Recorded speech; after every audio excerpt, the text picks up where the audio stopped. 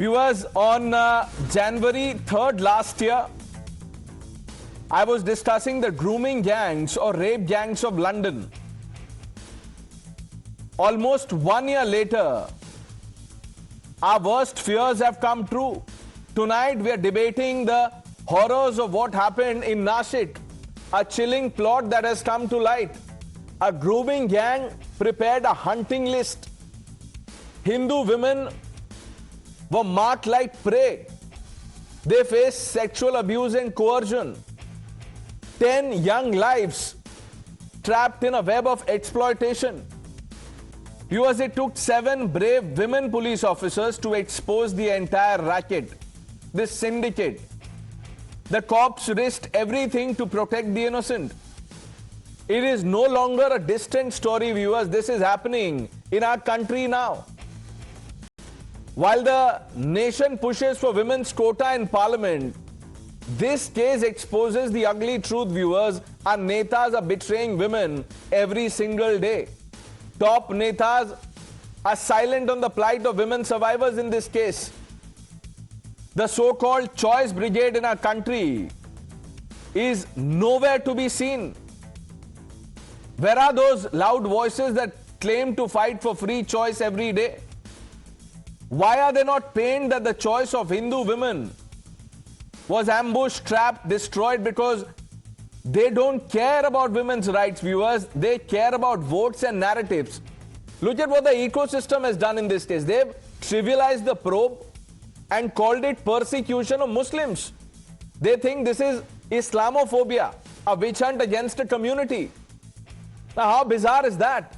7 women cops uncover a grooming gang targeting Hindu girls, and the response is to defend the alleged predators. This is a deliberate denial machine at work, viewers. This case proves that grooming gangs are no longer just a Western problem. They are here, and denying it does not make it go away. It only makes it worse. It emboldens such grooming gangs. Actually, viewers, I think the word grooming does not do justice to the enormity of the crime here. The term grooming has been used to, sugarcoat the brutality to make the public more comfortable with discussing these heinous acts. It dilutes the gravity of what is essentially serious sexual abuse and exploitation. We must challenge that narrative that seeks to, euphemize these atrocities. Calling these acts grooming is actually a moral betrayal, suggesting a lesser crime than what was committed. But that's for some other day. Tonight, let's ensure that ecosystem and apologists end their denial. ये जो जिहाद के जरिए मुसलमान किया जाता है, ये जो बकवास बात है, ये कि ये सही बात नहीं है। ऐसा है, ये जो मोहब्बत की बात होती है, बहुत सारी मुस्लिम औरतें भी आजकल हिंदू लड़के से शादी करते हैं। ये इनको इन लोगों को कुछ मालूमात नहीं, इसलिए होता है। Now let's open this up. Dr. Vikram Singh, former DGP Uttar Pradesh, Sushil Pandit on the show, Advocate Umar Junaidi, Advocate Tala Rashadi, Tehseen Poonawala, Dr. Anand Ranganathan completes the panel.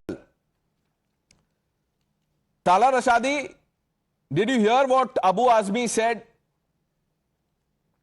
He believes that the police is going after a community. This is a standard response. Every time there is a police probe, this is what the ecosystem opposition would have us believe. Yes. Good evening, everyone. Pranesh, when you would have headings like grooming syndicate, marked, coercion, these headlines are not journalism. They are a script of hysteria. This is how you criminalize a crime before facts are even settled. And that is what has been highlighted by Mr. Abu Azmi. This is a workplace crime, not a community trial. If there is abuse, punish it ruthlessly. But don't mess up a criminal case in a criminal packaging to sell hatred, Pranesh. That is the point. What did you say? This is a workplace crime. No, 1 minute. Tala Rashadi, this is a workplace crime. Workplace crime. 9/11 was airline disaster. Pilot lost his way, crashed into the World Trade Center. क्या हो गया आपको? क्या बोल रहे हैं आप? Pranesh, that is what exactly I'm trying to highlight here, that this is a workplace exploitation is a systematic issue. We need to understand that what's worrying is how criminal investigation is being selectively dressed up with labels like love jihad, forced conversion No, to no, create where a is, no, larger no, one narrative minute. against You the talk, no, no, community. you talk to me about what we are showing. Where is the word that you've used? Where is that on screen? बताइए कहाँ है? Who is talking about anything to do with jihad? Syndicate. 1 minute, sir, 1 minute. Let's focus on the facts of the case. 7 women police officers. They had to dig out the truth. When the truth comes out, you call it hysteria, workplace crime. I am shocked. I was expecting you to, whitewash it, but you've outdone yourself. I have the details of all the 9 cases, the 9 complaints. This is not hysteria. That accused Tausif Attar also allegedly established physical relations with the complainant on multiple occasions under false promise of marriage. Additionally, accused Danish Sheikh allegedly held the complainant in the office and lobby with the intention of establishing sexual contact, causing her humiliation and embarrassment.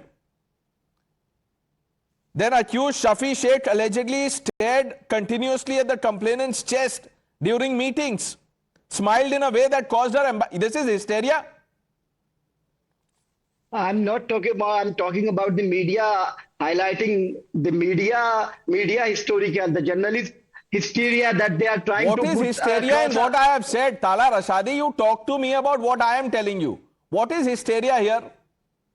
Why do you want to vilify a whole community? Why do you want to Who is trying to vilify a whole community? 1 minute, 1 minute. Now, in a case, 1 minute, if the name of the accused is Tausif Attar Danish Sheikh, had this be some, Amar, Mohit, or anyone else, would you have called that an attempt to vilify the entire community? Why link every police case or probe to community? Why? I have already told you that the culprits should be punished ruthlessly. But this should be treated as a crime, not a religious issue. Why do you want to create an agenda? No, 1 minute. Tala Rashadi, when you endorse the likes of Abu Azmi, they are the ones injecting religion here. That's the problem. Umar Junaidi, do you think this is hysteria? What did he say? Workplace crime? Good evening, Pranesh.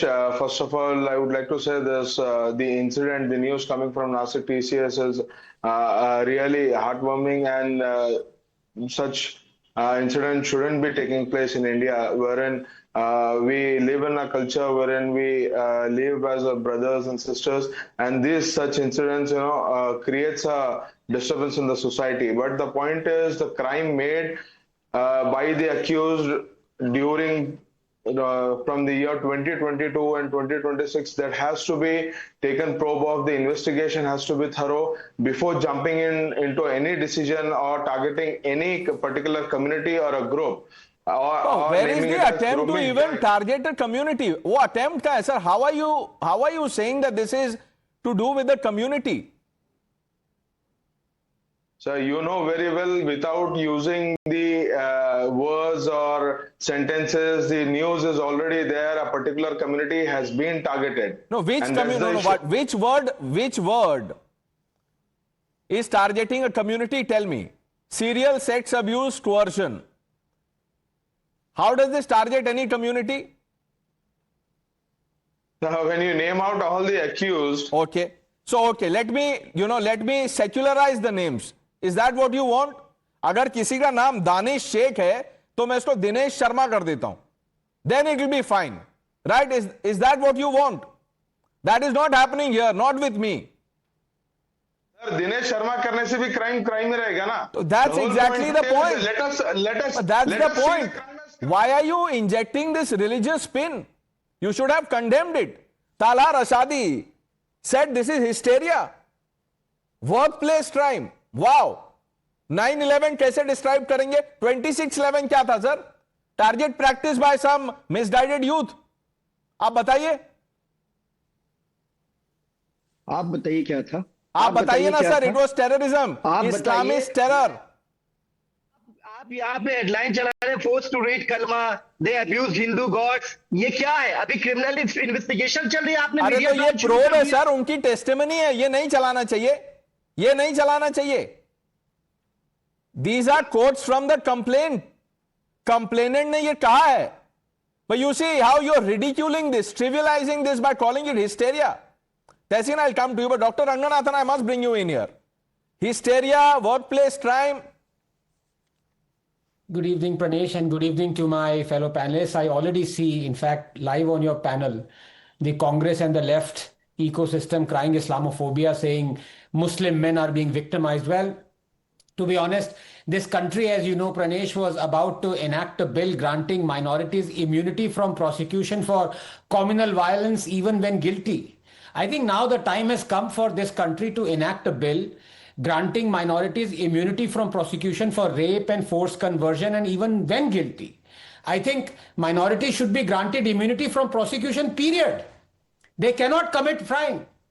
Pranesh, we are living in an age of wokeism, victimhood, selectivity, and political correctness, and I don't know if you are allowed to tell the truth anymore.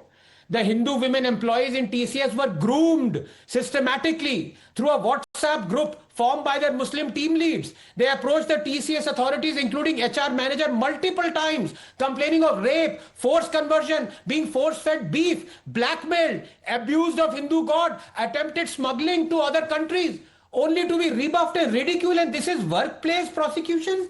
And the company has the gall to say that they have zero tolerance towards sexual harassment and they took swift action as soon as they were informed of this horror.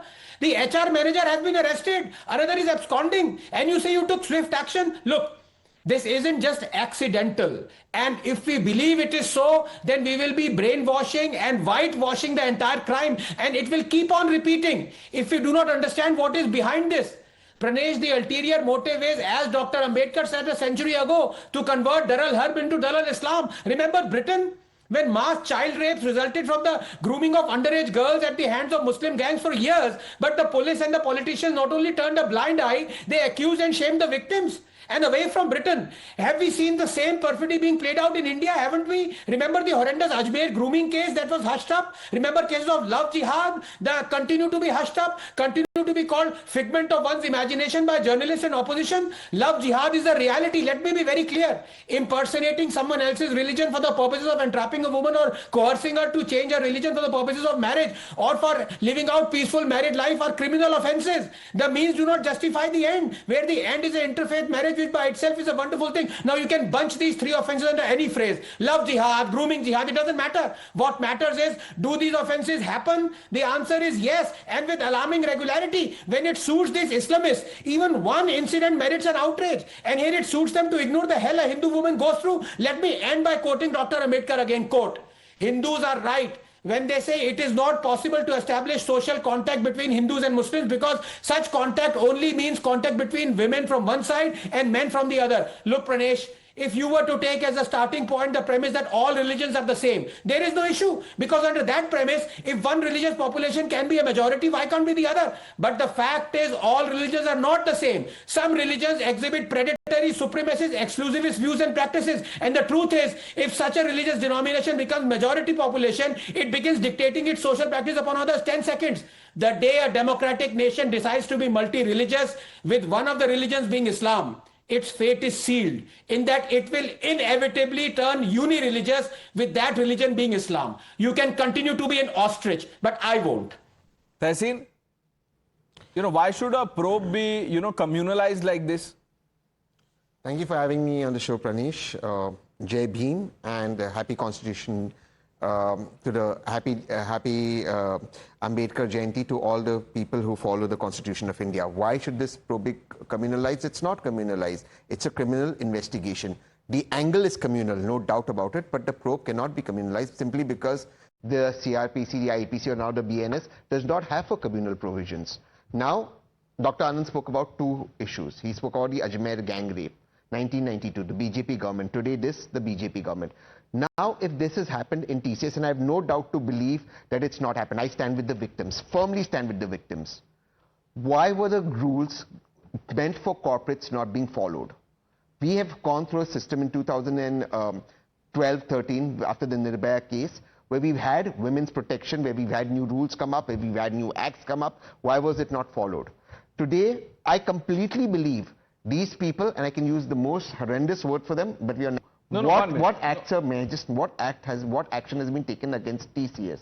Can I ask? All of this that HR, is this HR, 1 this minute. HR. 1 minute. Please, This is less please about allow me, this is less about They the are company, girls. more about the. No, 1 minute. 1 minute. These 1 are minute. Indian girls, No, Hindu girls. I want you to take a position on what Samajwadi Party has said, on what Tala Rashadi has said. Hysteria. This is hysteria. Pranesh, I'm very Would you clear. tell Tala Rashadi this is not Pranesh, I'm hysteria? very clear. I want you to tell him. Pranesh, I'm very clear. Any woman. No, I don't want these, you know. There are no summaries. I'm asking my question. Tell Tala Rashadi. No, 1 minute. Tehseen, if you really mean what you are saying, tell Tala Rashadi this is not hysteria. That's all. Period. It's not hysteria. Tell him. I'm saying telling you on that. your show. I'm looking at him and saying it. I'm looking at the camera. But now I have to. Where are you saying it? Dr. It is not Ranganathan, don't hysteria. clap. 1 minute. 1 second. I am saying that. Clear? No, you must say this is not hysteria, Mr. Tala Rashadi. 1 second. Let me go beyond that. Mr. Tala Rashadi. Mr. Tala Rashadi, this is not hysteria. These women were absolutely were under pressure. There was attempt to change their religion. There was attempt to blackmail it. Okay. There was sexual exploitation. Please allow me to finish. Having said all of this, I think that these grooming gangs should face the worst situations whatsoever that may be within the law. The most extreme punishment. Now let me ask you. I am all for it.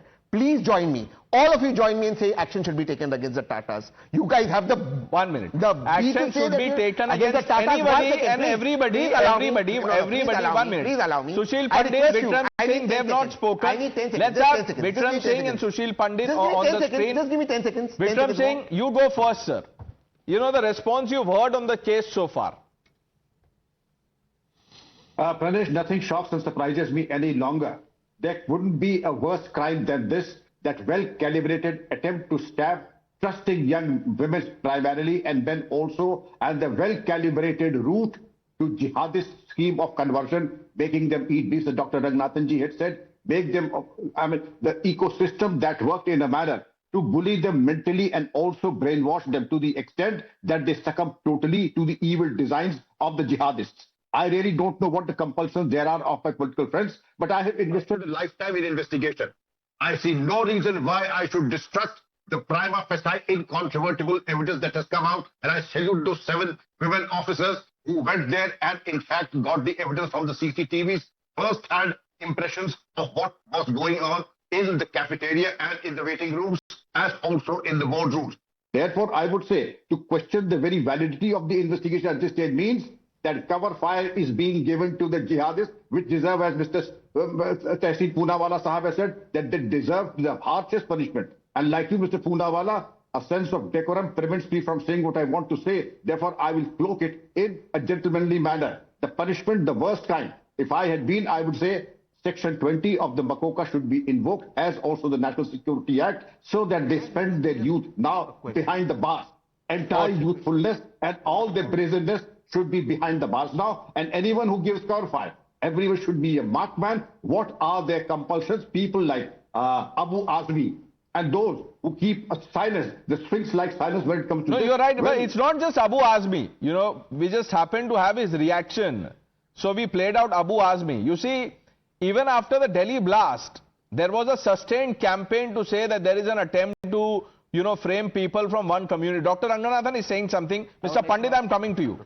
Now, I just very briefly, I didn't want to interrupt, and Sushilji is waiting already. I'm sorry about that. I just wanted to say, there are 2 panelists out here who are emphatically saying that let's not inject communal angle to it. I'm glad Tehseen has called them out, but I'll just say the proof of the pudding is in the eating. You had this WhatsApp group that was systematically selecting only Hindu women. Otherwise, there are dozens of Muslim women employees in the same TCS organization.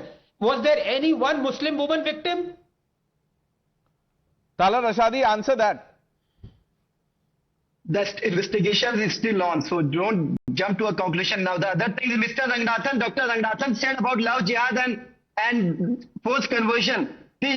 He talks in rhetorics. He doesn't have any data or logical, empirical data. The parliament, the government, central government itself said that they don't have any data of love jihad and there's no definition, established definition of love jihad. The DGP, retired DGP also insisted upon love jihad. There's no definition given by the government. There's no official data. The other thing, there are acts, there are special laws in particular states against forced religious conversion. But if you see the conviction data, the conviction is below 0.1%. Tala Rashadi, 1 minute. Okay, I'll tell you what, we have a definition for terrorism. Do we have a definition for terrorism?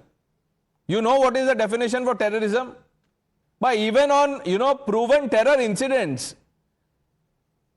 Sir, sun to lijiye, Tala Rashadi, listen to me. 1 minute. After the parliament attack, who was hanged by the courts? Afzal Guru. You know what the ecosystem thinks about Afzal Guru? That his was a judicial execution. That's the problem. Sushil Pandit. Pranesh, you are trying to reason with people who have made up their minds and they can defend anything, by converting it into an Islam issue, Islamophobia issue. They can go ahead and defend anything. I have two takes on it. A, this very fond theory that lack of education and lack of career is what driving people into radicalization. Here you had techies, engineers in lucrative career, and they behaved like jihadis in a workplace where they abused their authority to target hapless, vulnerable women. So this theory is completely blown to smithereens that if you give them good education and if you give them a good career, they would behave as good citizens. This is one very clearly established fact, and it was also proven when there was Gauri Shankar Mandir oblique Lal Killa blast, when a network of doctors committed a terror attack with lucrative jobs and great qualification. What you must ponder over is, despite this education and despite such careers, what is driving them to such steps? And that is a complete network of such madrasas, institutions, education and training, irrespective of formal education, which radicalizes them, puts venom in their heads, and create hates in their minds to target their fellow citizens who are under their guardianship or leadership. It is very, very clear that unless we go after that system of Maulvis and madrasas that are creating such minds, we will continue to have these educated and rich people in comfortable, lucrative careers doing more and more of this. No matter how many UPSC officers you bring in IPS and IAS, we will have more of these problems from superior position of authority and strength. So we have to be aware of it. Number two, these apologists of jihad who are creating technical objections about what is the definition of jihad, what is the definition of terror, and what is the definition of love jihad, must actually see what they are saying. They are confirming our worst doubts that even in the face of truth, even in the face of evidence, even in the face of testimonies of the victims, they are going to brazen it out. So there's no point arguing with them. They are complicit in this. They are endorsing it, sanctioning it socially, politically, and will continue to do so till they turn blue in their faces. There's no point debating with them. Let me bring, more elements of hysteria. Here's a quote. One of the very misunderstood concept is the concept of what has been labeled as suicide bombing, but it is martyrdom operations, unquote. Who said this, Dr. Ranganathan? This was the Red Fort bomber, doctor. And I completely agree with Sushilji, whatever he said. Education's got nothing to do with. Where I disagree with him is that I believe there is no such thing as radical Islam. If I read the book Biochemistry by Leninger, chapter and verse, would you start calling me a radical scientist? No. All this hate is coming from an ideology that transcends borders. It is just book. It is a book that is being read. And unless we shun, Tessin has an objection. listen, as somebody who's read the Quran, there are interpretations, and I agree with Dr. Anand that this is, and I don't disagree with Sushilji, this is a crime on the name of religion. There is no doubt about it. But please don't blame the interpretation of different people are different. Now, education is not the solution. Osama bin Laden was an engineer, if I'm not mistaken. This was absolutely something that was done for the purpose of subjugating people of a different faith. There is no doubt in our mind so far what's come out. The question is larger, and I would like to ask Vikram Singh ji, if beef is being gotten in a state where beef is banned, if people are being forced, and these are also empowered women, right, educated women, they are being forced to recite a particular way of prayers, and the HR is not objecting, why did they not go to the police? Did they go to the police to get a watertight case, to make further case laws? Can we work on that rather than just blaming the Holy Quran? I think we should also look at that, look at the way we are going about it, and then call out what is wrong and have a scientific investigation so that these culprits can face the maximum punishment as permissible by the law in India. Let me play out, what Umar Nabi had said. One of the very misunderstood concept is concept of what has been labeled as suicide bombing. It is martyrdom operations, and it is being known in Islam. There are multiple contraindications, there are multiple arguments that have been brought against it. Yes, Dr. Ranganathan. As I was saying, I didn't want Tehseen to even unintentionally dog whistle. I did not mention any book by name. But I did say that, yes, he may say interpretations vary, but interpretations are done of things that are written. That is what I said. There is no Maulvi or somebody in a madrasa or a teacher who is going to pluck out things from the air. It is being written, and you may interpret it wrongly or rightly. Many people interpret it rightly, many people interpret it wrongly. Okay, let's try and interpret the findings of the case so far. Tala Rashadi, yes. I'm sorry, doctor, if you felt that way. I wasn't trying to do that, and you know that. I apologize for that. Pranesh, again, I just want to say there are very highly learned, very well said, very high professional and elite people sitting here. But they are so much highly prejudiced and Islamophobic. I just don't understand to which ideology they belong and where do they learn from, which book have they learned this prejudice and this Islamophobia. Which Adhara do they follow, and why are they so highly elite and highly qualified and highly professional people are so prejudiced towards a particular religion or the followers of that religion? And that is what I'm talking about, this demonization, this dehumanization, and this vilifying. 1 minute, sir. 8 minutes. This police probe against these people, 9-10 people have been arrested. That is demoralization. What are you saying? That, it demoralizes a community. Can I answer, Tala? What are you saying? And you're talking about education. The comment that I just played out. This man was a doctor. Umar Nabi. Can I call out Tala? Can I just talk to Tala? Yeah, please. Tala, the dehumanization was of those women. All right? Let's be clear. All three of us, you, me and Umair, are Muslims here. It is our duty to stand up for our constitution. We have to stand up for what is wrong. If we don't want this and somebody is misinterpreting our faith, like that doctor who Pranesh said, it is our duty to call it out. Only then can we be a part of the solution.